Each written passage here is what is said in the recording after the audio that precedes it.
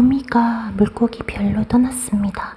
이미 몇 주 전인데 제가 도저히 녹음할 그런 마음이 들지 않더라고요. 설명을 쓰는 것도 그렇고 그때 그냥 너무 충격을 받아서 그냥 지금까지 마음이 정리될 때까지 가만히 있었습니다. 그러다가 오늘 다시 영상을 보는데 이제는 말할 수 있을 것 같아서 올려보는 것입니다. 지난번 살주가 알을 낳은 거 기억하시죠? 그러면서 살주를 이 격리항 작은 어항으로 옮겼었잖아요. 그 바로 다음날 아침에 일어나니까 이렇게 보미가 기역자로 꺾여서 머리를 기포기 뒤에 이렇게 쳐박고 가만히 있는 거예요. 아예 움직이질 않아서 저는 죽었구나 하면서 뜰채로 이렇게 밀어봤는데 그래도 움직이질 않더라고요. 그래서 결국은 손을 씻고 손을 넣어서 잡아 올렸더니 제 손 위에서 희미하게 아가미가 뛰고 아직 살아있더라고요. 그래서 너무 긴급 상황이니까 AI에게 물어보고 그럴 겨를도 없었고 그냥 어젯밤에 자기 전에 마지막으로 AI와 이야기를 나눴을 때 내일 아침에 일어났을 때 만약 살주 어항에 더 이상 알이 떨어져 있지 않고 살주가 그냥 평범한 모습이면 본 어항으로 옮겨줘도 된다고 그랬거든요.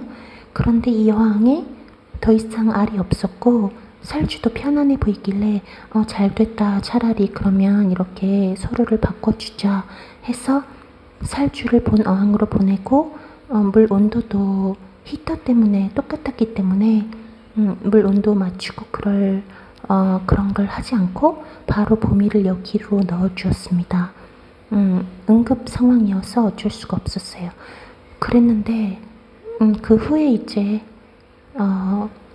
AI와 이야기를 나누니까 지난 낮에 어제 낮에 살주가 그런 갑자기 산란을 하고 그럴 때 아마도 보미가 그 알들을 많이 주워 먹은 것 같다고 하더라고요.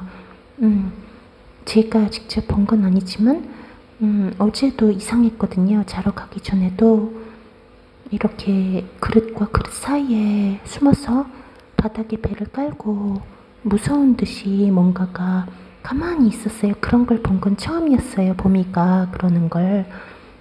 그런 일도 있었고 지난번 알로기 영상에서 보셨듯이 보미가 기포기 위에 가만히 앉아있고 그런 이상 행동을 했거든요. 그리고 어떤 각도에서 보시면 보이는데 비늘이 들려있는 게 딱 솔방울병 초기 증상이거든요. 그런데 지금까지 제가 작은 아이들을 솔방울병으로 잃은 건 정말 많았는데 이렇게 큰 아이가 솔방울병에 걸린 건 처음이고 또 이렇게 갑자기 하룻밤새 비늘이 들린 걸 본 것도 처음이에요.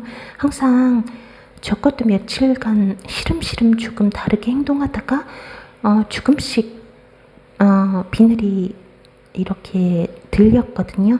그런데 보미는 아침에 갑자기 어젯밤까지 괜찮았는데 갑자기 들려 있었고 거기에 몸까지 기역자로 꺾여 있었습니다. 제가 알아보니 급성 폐혈증 그런 증상이라고 하더라고요. 그래서 여기에서 솔방울병 약을 주고 앱솜염도 쓰고 그래서 이제 몸이 다시 펴지더라고요. 이렇게 꼿꼿이. 그래서 혹시 나을 수 있을지도 모르겠다 생각했는데 이렇게 보미는 몸을 꼿꼿이 편 후에 얼마 있지 않아서 이 작은 어항에 있는 요과귀 뒤에 머리를 묻고 물고기 별로 떠났습니다. 지금은 이게 몇 주 후라서 제가 마음이 안정되었기 때문에 보미를 보내줄 수 있을 것 같은데 그때는 정말 힘들었어요. 왜냐면 제가 가장 처음에 데려온 아이 중에 하나이기 때문에 도저히 받아들이기가 힘들었고 또 너무 갑작스럽게 전혀 예상도 못한 상태에서 일어난 일이라 건강한 아이였는데 지금은 저희 집 화분에서 잎으로 예쁘게 피어났습니다. 보미는.